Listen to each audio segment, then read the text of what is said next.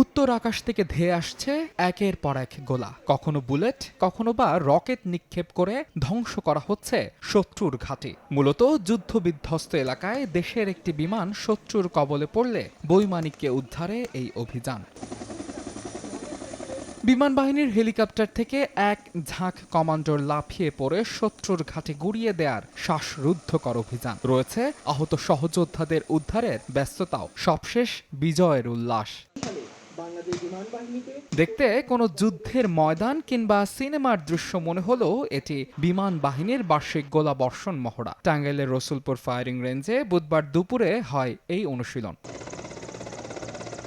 এতে অংশ নেয় বিমান বাহিনীর যুদ্ধ বিমান, পরিবহন বিমান এবং হেলিকপ্টার। চৌকস বৈমানিকরা আকাশ যুদ্ধের বিভিন্ন রণকৌশল সহ যুদ্ধ বিমানের মাধ্যমে আক্রমণ, আকাশ হতে শত্রু কবলিত স্থান পর্যবেক্ষণ এবং স্পেশাল অপারেশন সহ সব ধরনের রণকৌশল অনুশীলন করেন। মহড়া পরিদর্শন শেষে air chief marshal Hasan Mahmud Khan বলেন, যে কোনো ধরনের বহির্শত্রুর আক্রমণ মোকাবেলায় সর্বদা প্রস্তুত বিমান বাহিনী।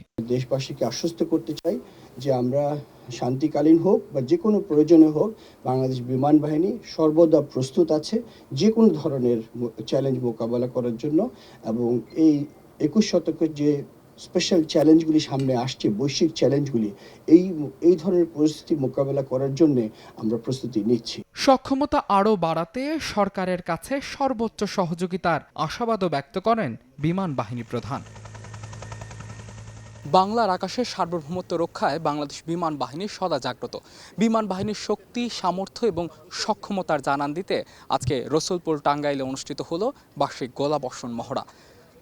টাঙ্গাইল থেকে মাহাদ ইসলাম ধ্রুব, সময় সংবাদ।